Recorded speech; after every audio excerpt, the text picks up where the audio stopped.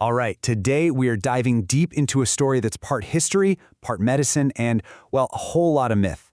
It's an incredible tale about desperation, a secret formula, and a legend that has somehow managed to survive for centuries. I want you to just picture it for a second. It's the 14th century, the plague is tearing across the globe, and a rumor starts to spread. A rumor about 4 men who can walk through the streets, surrounded by the dead and dying, without ever getting sick. They had a secret, a formula that kept them safe. And the one question on everyone's mind was, what on earth was it? And believe it or not, this isn't just some dusty old tale. You've probably seen this yourself on a store shelf, these little bottles of essential oils called Thieves oil. They all point right back to this one unbelievable story. So where did this whole thing even come from? To really get to the bottom of this, we have to go way back to one of the absolute darkest chapters in human history. It was in this time of total chaos and fear that the legend of the 4 thieves really began to take shape. The setting for our story? The Black Death. We're talking about a pandemic so catastrophic, it wiped out a huge chunk of Europe's population. Back then, people thought disease was spread by something called miasma, basically bad, stinky air. So you can just imagine the terror. In a world where a foul smell could literally mean a death sentence, people were desperate for any glimmer of hope. So the story goes that there were these 4 men, sometimes they're described as spice traders, other times as apothecaries, who'd lost everything. They turned to a pretty gruesome business, robbing the homes and even the bodies of plague victims. But here's the crazy part, they never got sick. Their method was supposedly pretty straightforward. First, they'd brew up this special vinegar, infusing it with all sorts of powerful herbs. Then, they'd cover themselves in it. Hands, face, clothes, everything.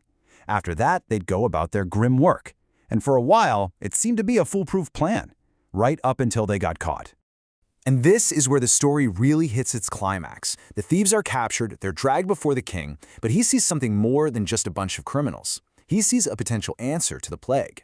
So he offers them a bargain they can't refuse. Tell me your secret, and I'll let you live. So, faced with that choice, the thieves supposedly spilled the beans. They revealed their secret formula. Which brings us to the big question. What was in this stuff? What was this magical concoction that could supposedly ward off the most terrifying disease in the world? Well, the heart of the recipe was almost always a strong vinegar, which makes sense. It's a great preservative. But then they'd add a cocktail of potent aromatic herbs. Clove and rosemary are pretty much always on the list, and then you often see things like lavender, sage, or mint thrown in for good measure. It was like an entire apothecary's workshop in a single bottle. Okay, but here's where we have to hit the brakes. Is any of this actually true? This is where we need to put on our detective hats and start separating the hard historical facts from what just makes for a really good story. And here's the bottom line. We know the Black Death was horrifyingly real. We know people used herbal remedies for everything, and that vinegar was a common cleaning agent. But the specific story of 4 grave-robbing thieves who get caught and cut a deal with a king? Yeah, there's zero historical record of that ever happening. It's pure folklore. So what's really going on here? Well, the most likely answer is that the legend is kind of a greatest hits compilation of real practices from the time. Remember, people thought bad smells made you sick, so it was common sense to them to fight back with strong, good-smelling herbs. The story just took all those folk remedies and packaged them into one unforgettable tale.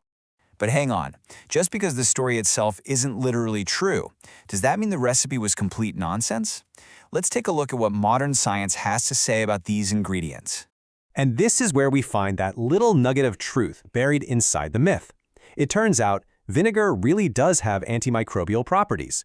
Clove is a known antiseptic. Rosemary has antifungal effects. The people back then had no idea why it worked, but through centuries of trial and error, they figured out that it worked, at least a little bit. Now let's be super clear. This stuff would not have cured the bubonic plague. That was spread by fleas on rats. But by dousing themselves in this blend, the thieves might have protected themselves from other, secondary infections. To them, it felt like they were creating a protective shield of scent. It wasn't magic, but it was probably better than doing nothing at all. So if the story is a myth, and the cure wasn't really a cure, that leaves one last, really interesting question. Why are we still talking about it hundreds of years later? Why has this legend stuck around for so long? I think the appeal is just so multi-layered. For one, it's a story about hope when things feel hopeless, and that speaks to our deep need to feel safe. It also has that allure of secret, forbidden knowledge. And it taps into our timeless search for natural remedies, the idea that nature holds the answers. And, let's be honest, it's just a really, really good story.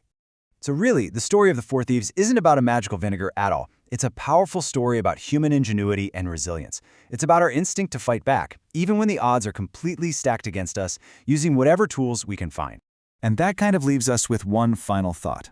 History is absolutely packed with stories just like this one. These amazing blends of fact and fiction that tell us so much about the people of the past. It just makes you wonder, what other secrets are still out there, buried in history, just waiting to be told?